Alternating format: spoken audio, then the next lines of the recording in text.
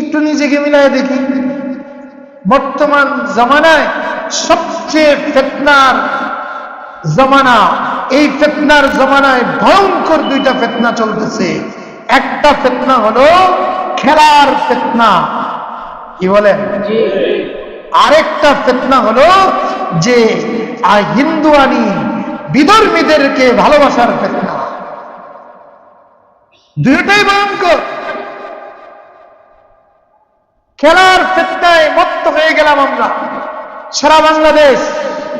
গতকালকে একটা নিউজ আপনারা দেখেছেন কিনা, আজকে মুসলমানের ঘরে আর্জেন্টিনার পতাকা পাওয়া যায়। শুধু ঘরে না, মুসলমানের শরীরের মধ্যেও পাওয়া যায়। আসতে বলেন না, আসতে বলেন ঠিক। অথচ আর্জেন্টিনার প্রেসিডেন্ট মুসলমানের রক্ত কেকু যে আর পিপাসা এখনো মিটে নাই মুসলমানের, গাজার মুসলমানের রক্ত খেয়ে, ইরানের মুসলমানের রক্ত খেয়ে, পৃথিবীর মুসলমানদের রক্তগুলো চুষে যে খলনায়কের সেই রক্ত খিকু ইসরায়েলের প্রধানমন্ত্রী বেনিয়ামিনের পিপাসা মিটে নাই, সেই ইসরায়েলের প্রেসিডেন্টের সাথে হাত মিলিয়ে তাকে যে সমর্থন করে আর্জেন্টিনার প্রেসিডেন্ট, সেই আর্জেন্টিনার সমর্থন করতে মুসলমানদের মনে কোনো দ্বিধা লাগে না। কথা বলেন না? দুঃখের বিষয়, কেউ যদি নিজের আত্মপরিচয় ভুলে যায়, এর চেয়ে বেকুব, এর চেয়ে মূর্খ, এর চেয়ে জাহেল আর কেউ হতে পারে না যে নিজের আত্মপরিচয় ভুলে যায়। তোমার কি জানা নাই তুমি তো হাবিবে কিবরিয়া সাল্লাল্লাহু আলাইহি ওয়াসাল্লামের উম্মত? তোমার চেহারার মধ্যে সেই নবী সাল্লাল্লাহু আলাইহি সাল্লামের আদর্শ থাকবে, তোমার মাথার মধ্যে নবীজির আদর্শ থাকবে, তোমার ঘরের উপরে কালিমা লা ইলাহা ইল্লাল্লাহর পতাকা উঠবে। যাত্রাবাড়ি ফ্লাইওভারের মধ্যে কিছু মুসলিম যুবক আমাদের দেশের ঘরের গুলির মধ্যে যদি ব্রাজিলের পতাকা উড়াইতে পারে, আমরা মুসলিম সংখ্যাগরিষ্ঠ দেশ, এই দেশের মধ্যে আমরা কালিমার পতাকা উড়াবো, এটা বাধা হবে কেন? এটা লাগাইতে দেরি হয়েছে, এটা উঠাইতে দেরি হয় না। মুসলমান কোন দেশে বসবাস করে? যে দেশের পলাশবাড়ির এই মুসলিম কান্ট্রির সর্বোচ্চ একটি স্থানে রাজপথের মধ্যে, সেখানে রাম কৃষ্ণের মূর্তি বানায়, সেখানে কেউ বাধা দেয় না, সেখানে এটাকে ভেঙ্গে চুরমার করার কেউ সাহস পায় না। তাহলে কোন সাহসে আমার তোমার এই দেশের মধ্যে কালিমার পতাকা উঠবে? তোমার কোন সাহসে এই কালিমার পতাকাকে তুমি ব্রিজ থেকে, রাস্তা থেকে উঠায় নিয়ে যাইবা? এই ধরনের কালো হাত ভেঙ্গে চুরমার করে দেওয়া হবে।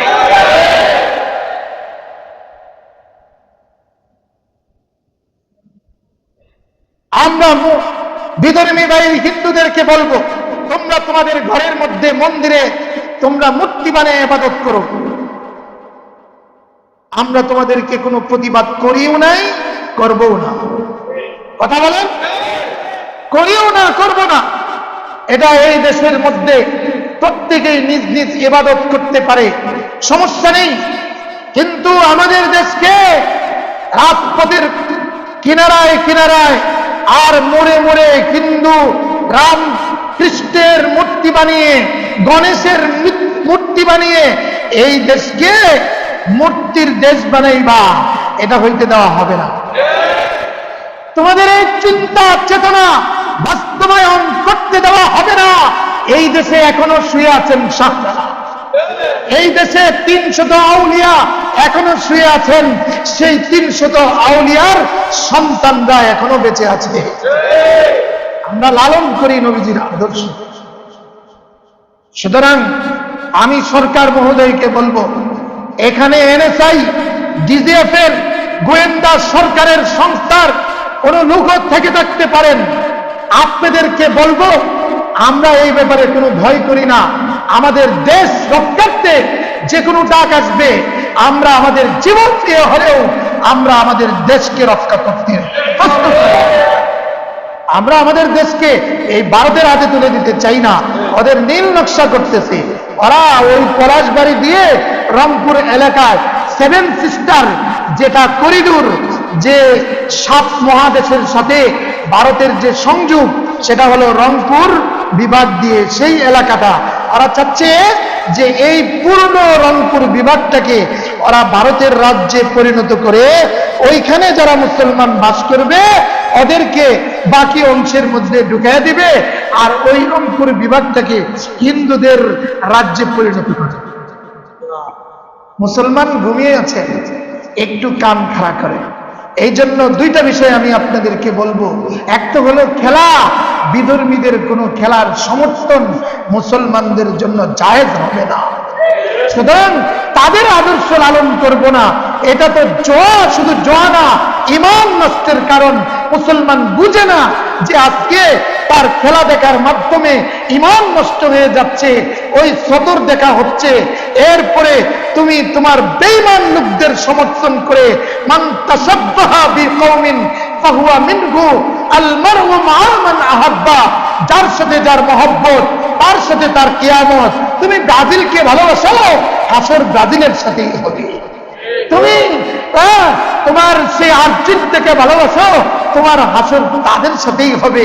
না না, তুমি তোমার নবীকে ভালোবাসো, নবীর আদর্শকে ভালোবাসো, তোমার হাসর নবীর সাথেই হবে।